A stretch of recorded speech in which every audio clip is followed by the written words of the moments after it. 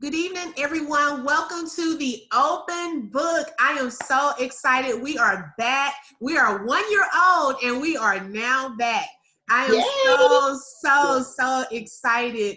And today we're actually going to start and kick off our first event since the COVID hit. As you know, we used to meet in Mansfield. Well, when COVID-19 hit, that pandemic started, we had to kind of shift gears, and now we are doing our virtual meetings. And so we thank you all for joining and tuning in today. And today we are actually going to start a series today and tomorrow called The Stories of Victory. And we have tonight with us Sister Deborah Green. She will be our first guest tonight. And we will hear her story tonight about how she is a survivor of cancer. But also, before we go there, because we're going to have like an informal, open and transparent conversation about that. And she's going to share some things with us. We have Xavier Sanders here, and you guys have probably met him before. He was with the open book when he actually wrote his book called The Other Side of Real. And so he shared some things with us in person, probably around the end of December of last year, I think, sometime during December 2019. Well, he's back tonight. As you all know, that this month is breast cancer awareness. And so Xavier, he has an organization called Barbara Cares. And so before we get started, we're going to kick it off and give Xavier some time to share with us a little bit about Barbara Cares. Well, first and foremost, I just want to thank you, Lakeisha, for just extending the invitation. I am excited for this series. I love victory, and I love to hear stories of people that are walking in victory and living a victorious life. So I am excited for the opportunity to hear Ms. Green's testimony and about the Barbara Cares Foundation. We are in October. I like to call it Hopetober because October is Breast Cancer Awareness Month. And as many of you all know, the statistics are alarming, especially for people of color. The national statistics is 1 in 8 will be diagnosed in the course of their lifetime. And with the Barbara Cares Foundation, what we are here to do is to raise awareness on every level. We certainly don't want to arrive at a diagnosis and then start fighting. And so what our main objective is to do everything that we can to be proactive to help save those that are most affected by breast cancer. We provide a host of supportive services, everything ranging from free mammograms. We provide gas cards to those that have been diagnosed. We provide healthy meals, counseling services, pretty much you name it, to help patient and caregiver. We count it a blessing. We count it an honor to be able to do our part to help give hope, to help give victory to those that are going through this journey. And again, I just encourage everybody, again, this is October Breast Cancer Awareness Month. Ladies, please get your mammograms. I know we are in the midst of a pandemic. Please do not allow that to stop you from getting your yearly exams. Know your body, talk with your primary care physician, and in the words of my mother, continue to fight, continue to smile, and continue to fight some more. And if anybody is facing that journey, we are here. We walk with you from start to finish. And again, we are looking forward to people just living a victorious and a happy and a healthy life. Awesome. Thank you so much. So I have a question, Xavier. So if someone wanted to get more information about how to reach out to your organization, if they're going through a cancer battle right now, or they need assistance, how would they get in touch with your organization? So we actually have multiple ways that you can reach out to us. The most convenient, you can reach out to us via telephone. Our telephone number, our office number is 817-330-9785. Again, it's 817-330-9785. You are more than welcome to go on our website. It is www.barbaracares.org. barbaracaresforyou.org. Again, barbaracaresforyou.org. You are more than welcome to write us. Our P.O. Box is P.O. Box 15007, Texas 76119. You can find us on Facebook. You can find us on Instagram. You can find us on YouTube. Just type in Barbara Cares for You. And truly, that is the statement of our organization. Barbara did care for everybody. So Barbara cares for you, and we care for you as well. So we look forward to serving the community. Hopefully nobody has to go through that journey, but if you do, we are here to serve you and care for you as well. Thank you. Awesome. Miss Barbara, she was such a sweet spirit. I met her in person a couple of times, and she was a fighter. And I thank God for that legacy, and you continuing to do great things for the community. Just recently, you all gave away PPE equipment. Oh, wow. And boxes of hand sanitizer, gloves, and so forth to people free of charge. So that's a blessing to be able to be a blessing. And I truly believe that your mom will be so proud of you and so just grateful to see that you are continuing the things that she wanted to do in her life. So thank you for being part of that and sharing that information with us. And I'm glad that you brought up statistics, because I looked up a few statistics for cancer.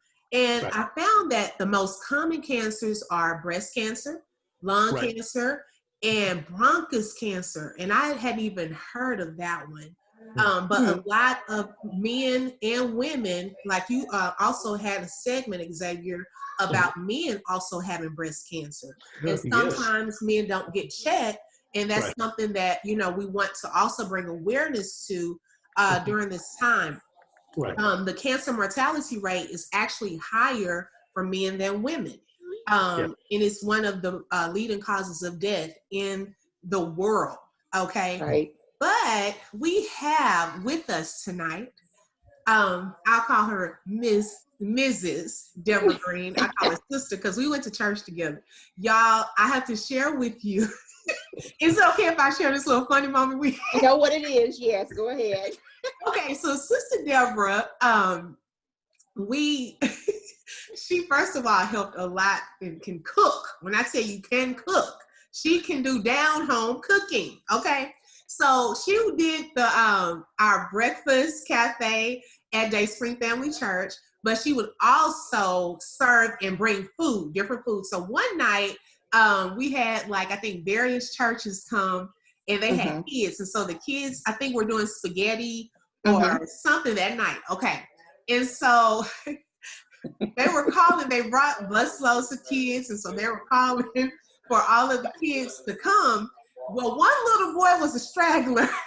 And when I tell you, Sister Deborah said that bus driver, he cut off and left that poor baby.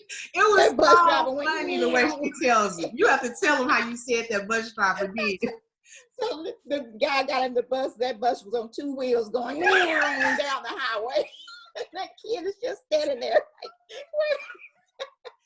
I would never forget that. It was so hilarious. Funny. We had, when we served and she was there, I mean, it's been different events. We had fun. It wasn't just serving, but we had genuine fun. And so I miss those days when you have now moved to, what area are you in now? I'm in Missouri City.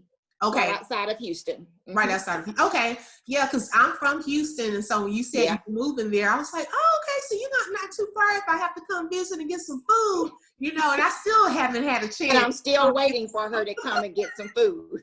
You know, she knows anytime. Well, I am always up for a road trip to come get some food. So if come on down. Hello, we need to go, okay? Actually, I have a couple of young ladies that used to go to Day Spring that go to Prairie View, and I always call them and say, hey, y'all come over. Imani, Jamise, they would all come over, and we cook home cooked meals for them. So wow, that's a blessing. Yeah. That's a blessing. I'm so happy, so happy for you. So tell us a little about yourself, because I know we met each other at Day Spring Family Church, but then you left us. So kind of tell us when you left, and like you told us where you live now, but tell us a little bit about yourself. Well, I'm originally from Marshall, Texas. That's in East Texas, right before Shreveport, Louisiana. Okay. I grew up there. I left after I went to college and moved to Fort Worth. So I stayed in Fort Worth for a little over 30 years, actually. Wow. And I ran into one of my son's friends that was a member of Dayspring. She invited me to come visit Dayspring, and I think I may have joined the second visit. It was the Sunday when Pastor Sonia spoke, and I joined there, and I was there from, oh my gosh, 2004 or 5 wow. up until 2012. I sang in the choir. I did announcements. I did the Breakfast Cafe. I actually did. I catered a bishop's 50th birthday celebration. It was downtown. Yes, I remember those steaks. Yes, oh yes. I had to do 100 steaks and about 50 chicken breasts. I remember. And that's a shame. I remember it like it was just. Now that was one time I was a nervous wreck, but I mean, I got accolades the whole time, so it made me feel good that she felt, comfortable enough for me to cater his 50th birthday. So after 2012, I decided to move to Houston. My son lives in Baton Rouge, and I have 2 nieces that live here in Houston. I really didn't have any family left in Fort Worth, so it's like, moving to Houston would be closer to my son, and plus I have family here in case I'm needed. Plus I had met the love of my life before I moved here. Okay, so I didn't know that. So I decided I decided to move here to be closer to him, closer to my niece, and be closer to my son. And we got married in 2017. We've been married for 3 years now, and best thing that could have ever happened. Congratulations. I'm so happy for you. So happy for you. And I see your pictures and things on Facebook. And when I tell you, I am so happy for you. You always look happy. Y'all are always going somewhere. Yes. And I'm so happy for you. Thank you. Okay. Now take us back. Because you have a powerful testimony. And I remember you shared it when you were at Dayspring. I kind of remember bits and pieces of it. So I want someone out there is going through this right now. And so the whole purpose of us having this conversation is that we want it to be an inspiration. We want it to be a point of faith, like to increase someone else's faith, to show that it does not have to be the final say. That report that they're getting is not the final report, because we have here to share a testimony of how God brought you through. Okay. Yes. So let's go back a little. How did you find out? What prompted you to get checked, or how did you find out that information? Well, at the time, it was in 2003. I was married to my first husband. It was in 2003, and I was sitting watching. I could still remember the show. I was watching First 48. Okay. It's been on that long. Wow. I was in the living room watching First 48, and I just kind of sitting on the sofa, and I just rubbed my hand, and I felt something. And I was like, okay, maybe it's, I don't know what this could be. And I did it again, and I felt it again. And right then your brain just goes everywhere, because you're like, that's a knot. Right. I know it is. It's a lump. And so I called a girlfriend of mine, and she said, it's probably nothing. It's probably just something hormonal, something that you're going through. I wouldn't worry about it. And it continued. So I decided to finally go to my regular doctor. And she referred me to an oncologist. They did a biopsy. And I can remember the day I was at work, and I got the phone call at work from my oncologist, and she says that it was cancer. And when you hear that word, it's like your whole world changes. And thank God I'm a strong believer, and I had to lean on God for strength at that time. because the first thing that came to mind when they told me that was, I thought of my son. I only had one child, my son, and he was a teenager, and he needed me. But back up to the fact that didn't have any family in Fort Worth at the time. It was just me and my son and my husband at the time and his side of the family. Right. And the first thing was that I gotta do this because I've got to be here for my son. He's too young for me to leave him. But my whole world just turned upside down at that time. Even though I was a strong believer, when you hear that word, it just changes everything. Right. So, yeah. Okay, so with that, because a lot of people get nervous. This is one of the things, because I know when I was in middle school, I had a lump, and I was nervous. I had to go through that process of getting biopsy, mammogram, and they removed it. It was benign. Well, fast forward probably last year, I also felt, but it was under my arm, because they said sometimes it can be some things under your arm. And right. so I was nervous. I'm just gonna be honest, like you said. And so I kept putting it off. I'm like, oh, it's nothing. But then right. God kept dealing with me that you have to overcome that fear and go and get that check. So I went to get a mammogram, and they said that they couldn't find any breast cancer or anything like that. So what would you tell someone that has found a lump or sent something under their arm, and they're nervous about going to get that check, because you did go and get that check? Yeah. So what would you say to them? Well, what I would say first is don't prolong going to the doctor, because by the time a person has checked the lump, you never know what level it's at. You never know. You don't know the size of the lump. You don't know what damage it's caused. So the minute you feel that lump, you make that phone call and let the doctors determine. Now, when I called my doctor, at first they didn't see anything because it was hidden behind breast tissue. Wow. So they didn't see it. And they had to do a diagnostic mammogram to go in, and that's when they saw it. It was in my tissues. So never prolong it. I know, because when I first felt it, I prolonged it because I didn't want to hear that that's what it was. And I think that's the issue. We don't want to hear it, so we keep putting it off. Exactly. But don't do that. I had a friend of mine, ex-co-worker, that did that. She prolonged it for as long as she could. She would not go to the doctor, and it grew and it grew, and to the point to where, well, she was too afraid to go any further with it, and she was afraid of having to have treatments, and she waited too long. Wow. She actually waited too long. Yeah. Oh, that's sad. Yeah. Okay, so speaking of that, what were some challenges, like during this process? What were some things that you had to go through? Some of the challenges. Well, when I found out that I had it, they wanted to go into action as soon as possible. It wasn't, a week or two. We got to go in there and do something now.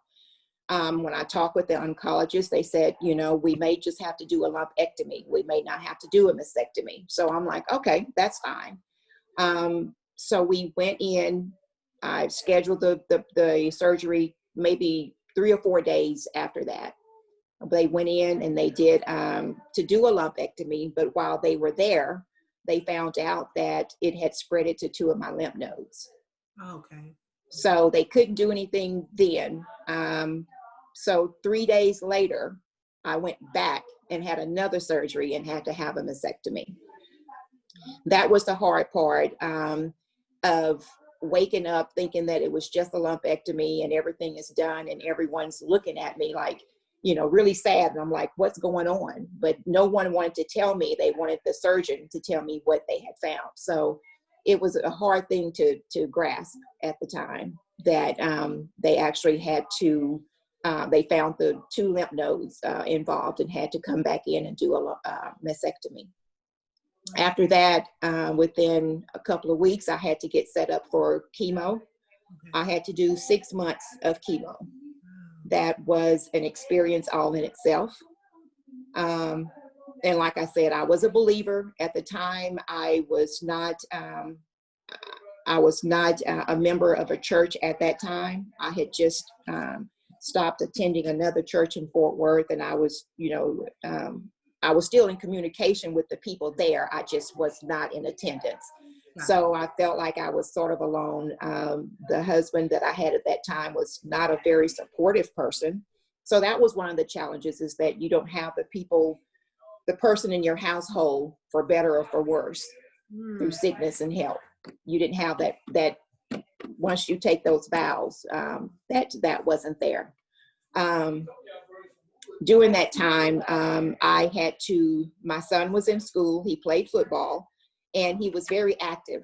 And I was very active in his school activities, and the coaches found out about it, and they said, if you ever need anything, let us know. If you need Cameron to do anything, we'll support you, whatever it is that you need to do. So they allowed my son he had just learned to drive. And so he was riding with me to go to chemo, to be with me, so I wouldn't be by myself. So I had to go to chemo once every 3 weeks. He would go there and sit with me during the chemo. The very last 2 chemos, he couldn't make it, so I had to drive myself. Now, during this entire time, my husband did not go to any of the chemo treatments. He never took off work to attend any of the treatments.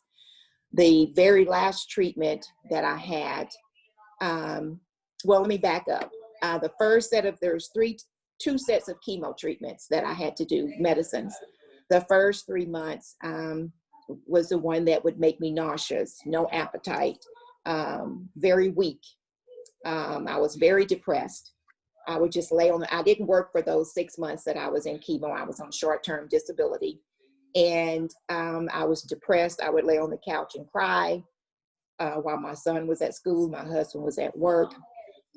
The second set of chemo treatments would make me very weak, to where my bones ached like crazy.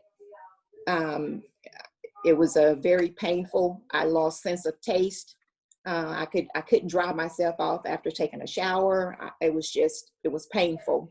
And that was one of the challenges, is not having that support in my household. If it wasn't for my son, I really don't know how I would have made it through it. As a matter of fact, he had to have a physical for football.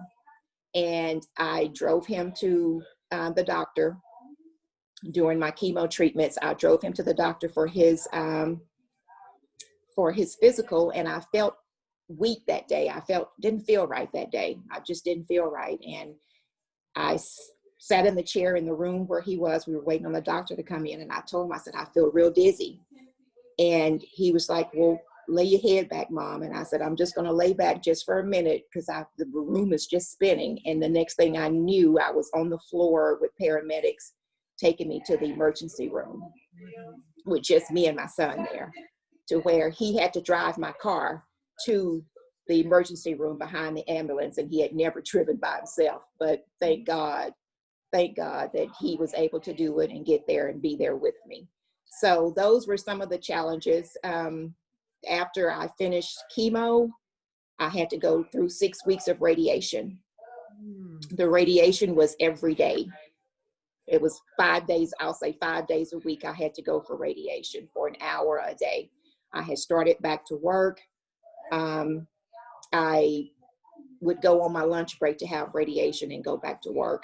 And the radiation was so intense to where it burned my skin, to where nothing could touch my skin. My skin is still discolored to this day, but I still didn't give up.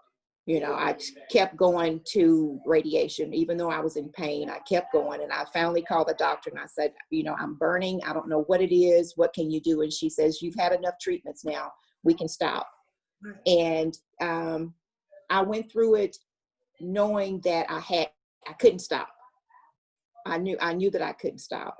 And it was one of those situations where my son watched me. He actually, after my first chemo treatment, within a couple of weeks, my hair, you could just touch my hair in my hand and it would just come out in my hands, my hair. And I told him, I said, you're going to have to shave me. You're going to have to shave my hair. And he shaved me that day. And to this day, he remembers that. And he says to this day, I wanted to cut my hair really short about a couple of years ago. He says, don't ever do that. He never wanted me to cut my hair. He said, if you don't have to do it, Mom, don't do it. And to this day, I hadn't done it. So. Okay. So let me interject for a second. You said you knew that you couldn't stop. What do you mean by that? Couldn't give up. There were so many times to where I said, I can't do this anymore. I can't go to any more chemo treatments. I can't continue to be sick like this. I can't do it. And I had friends from afar to call me, to pray with me, to talk with me, to give me encouragement. People that hadn't even gone through this were there for me to encourage me not to give up. But then I knew that I had a purpose. And it was more than just for my son. I had a purpose. Come on. Come on. Talk about it. So, with that, I couldn't just say enough. I couldn't do that. That wouldn't be me. And I have a high tolerance for pain. So I endured a lot, and I fought with it. I would not let it defeat me. I couldn't. So how long did this take, like this process, how long did it take before you got to the other side of it? Where you can... I was diagnosed in May, and I finished my last chemo treatment November 17th of 2003. So it was a 6-month process of the chemo, and then I had another 6 weeks of the radiation. After that, and mind you, I did not get reconstructive surgery at that time. Okay. First of all, they couldn't schedule it. And then after a while, I was like, you know what? I don't really need to do that right now. It doesn't define who I am to get reconstructive surgery. Is that really necessary at the time? And I chose not to. But you have to watch your hair grow back. You lose you lose your eyelashes. You lose everything. There is no hair. I had no facial hair, nothing. So it's a matter of dealing with no hair, and I didn't wear wigs. So I kind of pretty much stayed inside. I didn't go out. I stayed inside because of the fact that I was bald and I looked weak. I wasn't a person back then to wear makeup.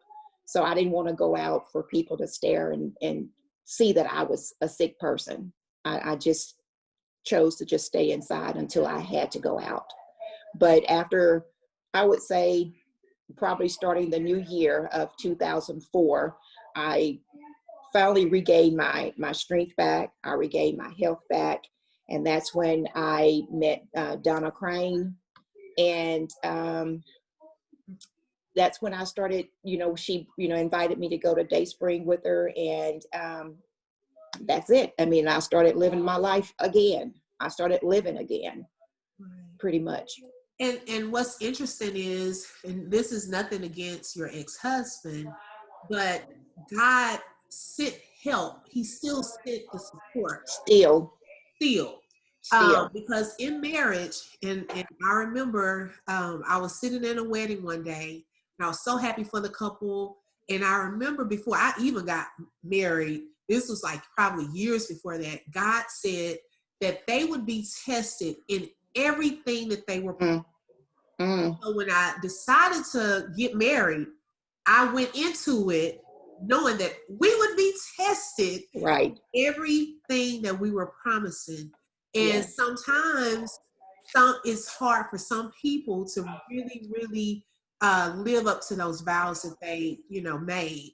And I just thank God for you that not only was your son there, not only did God send you help and support, but he also restored you. Yes, he did. He more than you could ever imagine. Right. And so just talk about, okay, so now you're at Dayspring, and so things started changing. Now you're not having to get chemo and things like that. So what were some good things that started happening? Did anything great come out of that situation? Well, as far as I will say, once I joined Dayspring, and I was very active right off. I joined the choir immediately. because I love to sing. I joined the choir. I was, doing whatever I could to continue to be active, to take my mind off of things that were going on outside of church, that was going on in my household. I kept myself busy. I dealt in the Word. I was very active. I was at, Wednesday night Bible study. I was really focusing on what God had done for me and how he brought me through it. Not what I was going through elsewhere, but what he had done for me to let me know that I'm never alone. Yes. And I wanted to be, I prayed about it, and I told God, I want to be a living testimony. I want to be able to share my story with someone, because it wasn't a fairy tale story. It wasn't, okay, I had an illness and I came through it. No, I went through something. Yes. But he brought me through on the other side. And to this day, I have had so many people too that have been diagnosed will call me and talk to me. And I feel like that's what I was meant to do. And I've been doing it. As a matter of fact, I have a young lady that's in Fort Worth that I used to work with. She's young. She has 3 kids. She was diagnosed, and I've been her, I talk to her off and on Facebook. I give her encouragement. And I let her know, call me. I'm always here, because I know what you're going through. I know the pain. I know the agony. I know, I never lost faith, but sometimes you lose a little hope. Sometimes you lose a little hope, but I never lost faith that God was going to bring me out of this. Wow. As a matter of fact, Lakeisha, I prayed to God, because I had just had my son, and his father was not active in his life. And I prayed to God. I said, God, if you would just allow me to live long enough to where he's able to take care of himself. That's all I asked. That was my prayer. And I'm going to try not to cry. Woo. But that was my prayer to God, is just allow me to live long enough to where he doesn't have to depend on people. He can take care of himself. And, God, my son is 33 years old right now. Wow. It's been 17 years, and he's allowed me to see my son become a man. He's allowed me to see my son become a father. And I'm overly blessed. I'm blessed. I can't say anything else. He answered my prayer. I didn't ask him to, any far-fetched thing, just to let me see him be able to take care of himself.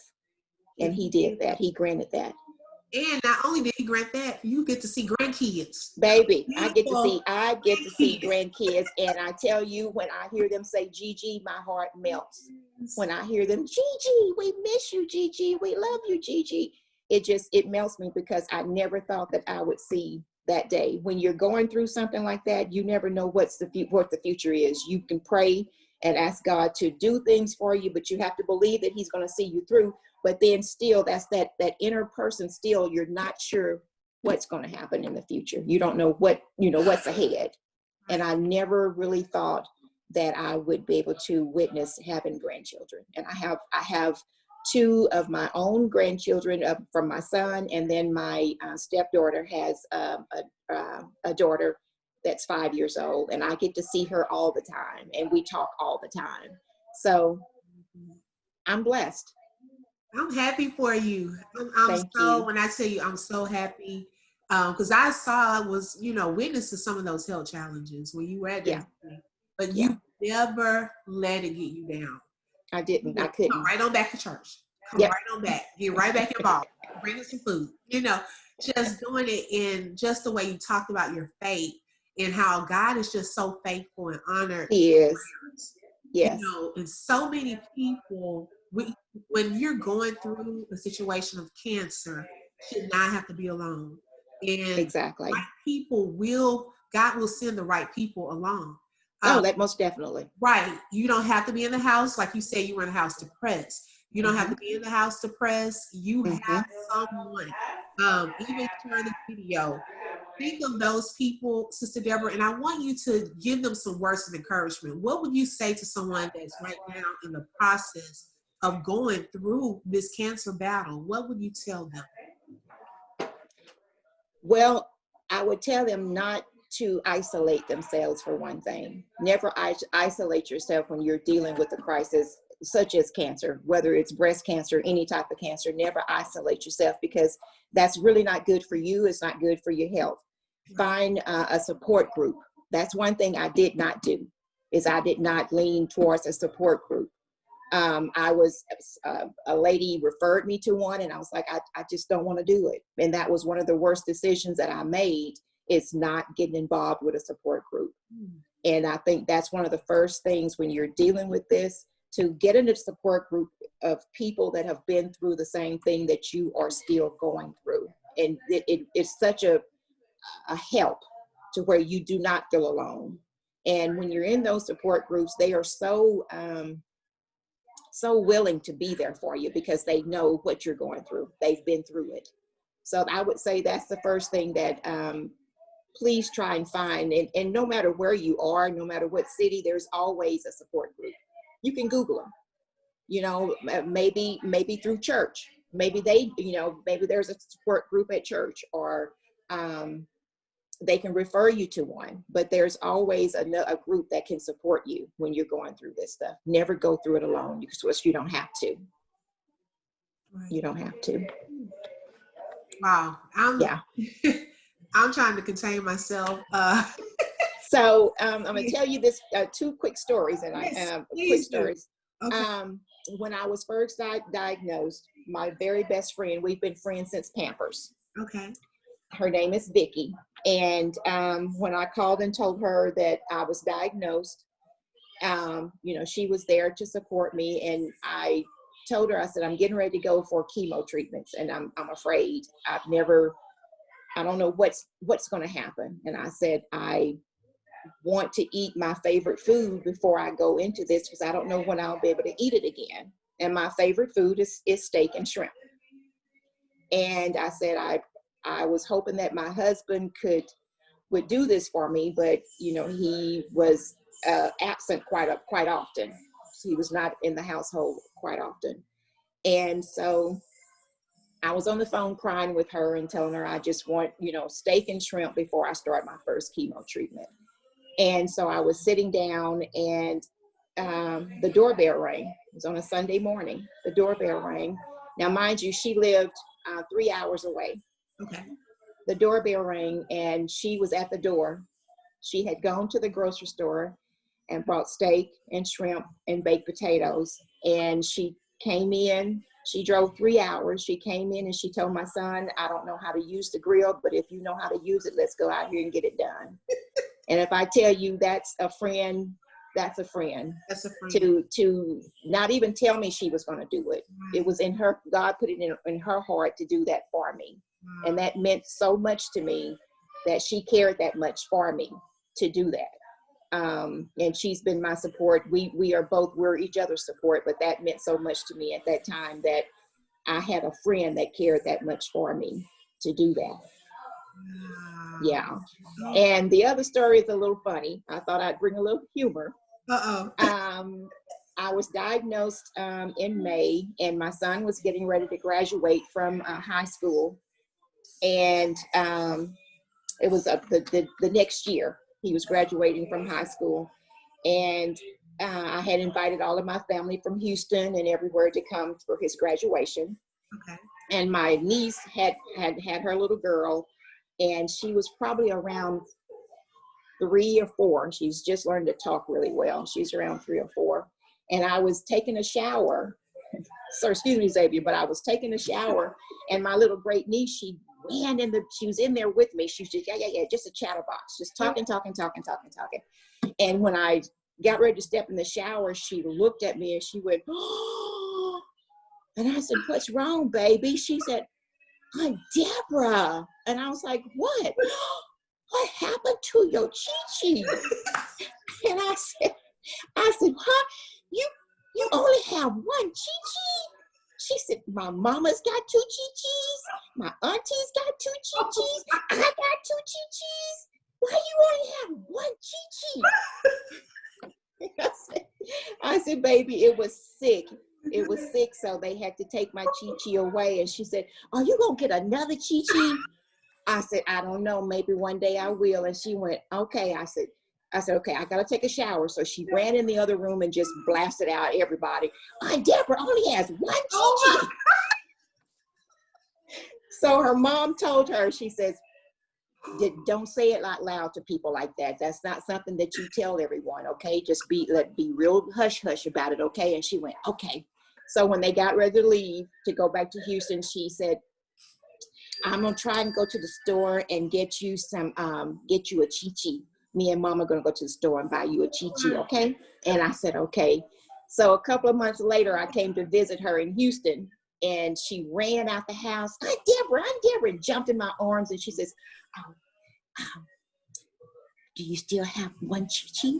She said it real quiet. Do you still have one Chi-Chi?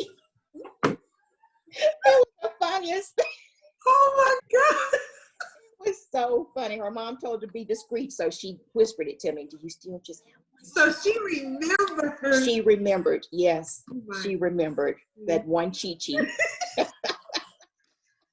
That is when I tell you, I miss like just laughing with you. Oh my goodness. Oh God. Yes. Oh my gosh, yes. That's funny. That's funny. Yeah. I thank you for sharing your story of victory tonight. Yes. This has been, because a lot of that I don't even like remember or I've discussed it, but some parts of that I really do. But thank you for sharing, being brave. Sure. Sometimes going back into that place is a little hard, but it shows sometimes think back. It really is how God is just faithful. Yes, He is. Yes, He is. Definitely a healer of all manner of sickness and disease. And I just believe as you continue, those of you who are facing cancer, God is able to heal you. Yes, He is. Already paid the price. He already paid the price, and by His stripes, you are already healed. Already healed. You have a living witness here. Yes. And I'm this cancer.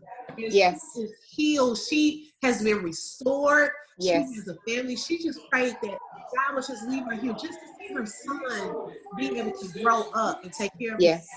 But God has restored her. Not only is she able to see her son, but she's able to enjoy her son, grandbabies, enjoy her new husband, enjoy her Yes. And if God did it for Sister Deborah, God can do it for you. He can do it for you. Well, He can do it for you. We are believing by faith. By faith. You are healed, you are delivered, and you are set free. This cancer will not have you. And we know that you all have the victory. And we're believing, 3 of us on here, we are joining our faith today, believing that you are healed. You are healed, yes. Thank you. Any other words, Xavier? Do you have any final words that you would like to share before we end for tonight? Well, I just want to just echo what was already said, that if you know that something is going wrong with your body, do not put that off. My mother put hers off, and that's something that I want to stress with every lady, every man, that know your body. We all know our body, and so if we know that something is off, please go and get that taken care of. And so I stress to everybody that early detection is key. Do not put it off, because it can truly mean the difference between life or death. And just to echo what Ms. Deborah said, to always keep that faith. You might lose hope, but always keep your faith, because that is what's going to take us through the end of the day. Trials are going to come, but the Lord will see us through them all. And I am encouraged. This is just stirred up within me. Next week, we're actually going to be talking with survivors as well through the foundation. And so this is just getting me going, because I love to hear stories of victory. I tell everybody, this does not have to be the end. You got to fight. Keep fighting. Smile through it and fight some more. So I love that. Praise God. You are victorious. We're all victorious. We're all going to make it through. Yes. Thank you all so much. And like we always say here at the Open Book, we like to be open and transparent, have real conversations that will bring encouragement and inspiration. So join us tomorrow. We will have another special guest that will also, this month is a very busy month. In which we're honoring and just bringing awareness to domestic abuse and also child loss, because those are some other things that people face. And so this is a month to bring awareness to that. So we thank you all for joining us tonight. We hope that you were blessed. We thank God for Sister Deborah, and we will see you on tomorrow. Be blessed. Thank you all. Bless everybody. Bye-bye.